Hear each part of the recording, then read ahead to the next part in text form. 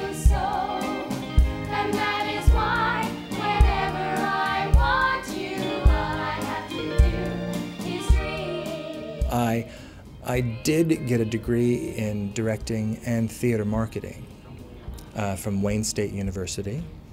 And I came to New York City and I did general press representation for a little while. I worked at Circle Rep, may it rest in peace, for a little while. And while I was doing all of the marketing and PR, I realized that I wasn't feeding the side of me that I had begun to feed, which was the directing, the creative side, that I knew I had some stories to tell in a different way.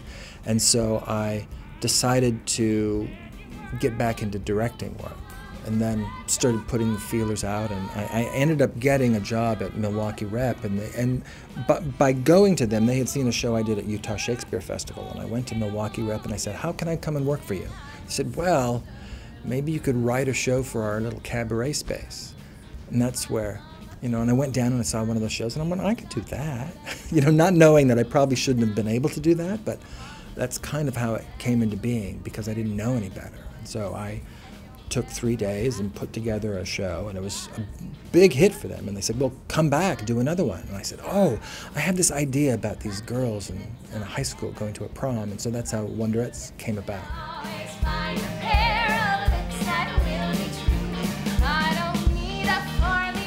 The worlds that I created of licensing my jukebox musicals out kind of overtook so much of my time that it's hard to do a lot of the other creative work, and especially Wonderettes, which has been a wonderful, wonderful ride so far, and will continue to be, I hope, for years to come.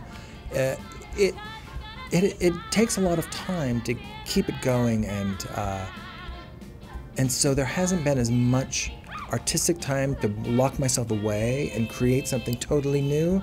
It's the next thing that I want to do, and I do have a commission from a theater out in California, and they want something new.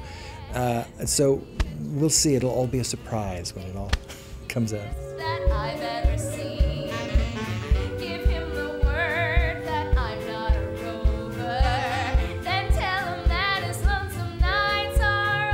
There's something next, and it's going to be the next wave of new American musicals, and they're going to be freshly written.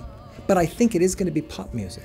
I think it's going to be a new version of pop music, because we've taken pop music into rap and hip hop, and it's pretty out there. It's got to come back to storytelling, so that's, well, maybe I'm just putting that out there and hoping that that's what happens.